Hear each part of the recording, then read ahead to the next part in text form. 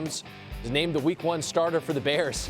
Already threw for more than 4,200 yards in his Heisman season in 2022. Washington took this past season's Heisman winner, Jayden Daniels, out of LSU, second overall. He's the only player in FBS history with 12,000 career passing yards and 3,000 career rushing yards. Drake May, third quarterback off the board, going to the Patriots to replace Mac Jones under new head coach Gerard Mayo. Maybe he'll have a better week, for all Drakes. We had better than 9,000 total yards in the last 2 seasons, second most in the FBS. The surprise of the draft, Michael Penix Jr. going 8th to the Falcons. He's expected to back up Kirk Cousins, who signed a couple months ago, 9-figure deal. The QB out of Washington led the FBS, 4,903 passing yards in 2023. Vikings moving up 1 spot in the draft, where they selected J.J. McCarthy at number 10. McCarthy 27-1 as a starter for Michigan, national champion. His .964 win percentage, third best in FBS history, with a minimum of 25 starts. Quarterbacks is the position we are going to hunker down on as Jeremy Fowler joins the program fresh off his plane from Flowery Branch, where you were at Falcons camp yesterday, and you got some one-on-one time with Michael Penix Jr. You got to have a conversation with him. So how is he balancing, hey, I was the nation's leading passer last season, and now I'm going to have to sit the bench for X amount of seasons? How did that go, J-Bone? Yeah, just fresh off the PJ over to Atlanta, that's right. Back here Too many people recognize him. He's got to go private. But I talked to Michael Penix, and I asked him, how do you balance that? Because you want to play, you're a competitor, but you know that your situation, you're going to have to wait. He said, my goal is just to be an unselfish teammate. I'm not worried about when I'm playing. If I maximize my potential, all that stuff will get worked out. He said he's a big fisherman. He hopes to fish with his new teammate, Kirk Cousins. Probably won't be in Lake Minnetonka, but maybe somewhere in Georgia they can shake that out.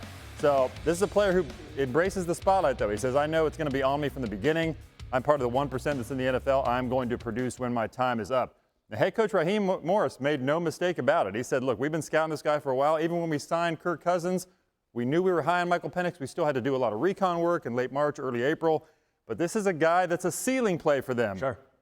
Morris said, look, when we were in L.A., when he was the defensive coordinator, when we had Matthew Stafford, we were making the playoffs and winning Super Bowls. When we didn't, we weren't in the playoffs. So you got to take that shot at that position for the short term and the long term. He says he's a 1% guy now that he's in the NFL. He's also a 1% guy now with his salary, but he has to take a seat behind the $100 million guaranteed guy in Kirk. So all of the rookie quarterbacks in camp, and it's cool. They're getting acclimated to their new looks, and we're seeing them in their new colors. So what are you hearing from around camps about some rookie signal callers? Let's start with the top dog, Caleb Williams. Yeah, the #1 overall pick. So he's been getting acclimated in the offense, I'm told, for a while now. I spoke to his personal quarterback coach, Will Hewlett, out of Florida. He said that since early April, Williams has been working on Shane Waldron's offense in Chicago. Not necessarily the playbook, but more the cadence, the verbiage, the footwork, the play action, things that will help him transition from Lincoln Riley's offense at USC, which is more shotgun-based, to some things under center. And Hewlett said that the pro game will suit Williams really well, that he knows he needs that protection. He's all game for it. Now let's go to New England. You got Drake May, #3 overall pick, ready to go. I talked to a source of the team who said, look, we're not going to hold Drake May back when he's ready to play, but we do recognize that he needs some work, that this is somebody who needs to get acclimated to the pro game. That could take some time. So they're going to be prepared to play Jacoby Brissett, the veteran, to at least start the season. Certainly they're going to let it all play out, but I would say right now, early, Brissett will be the favorite. Then you see Spencer Rattler there. It's a 5th-round pick with the Saints. 138 picks went between number 12, Bo Nix, to the Denver Broncos, and then Rattler, 150th overall. So the slide to the 5th round was unexpected.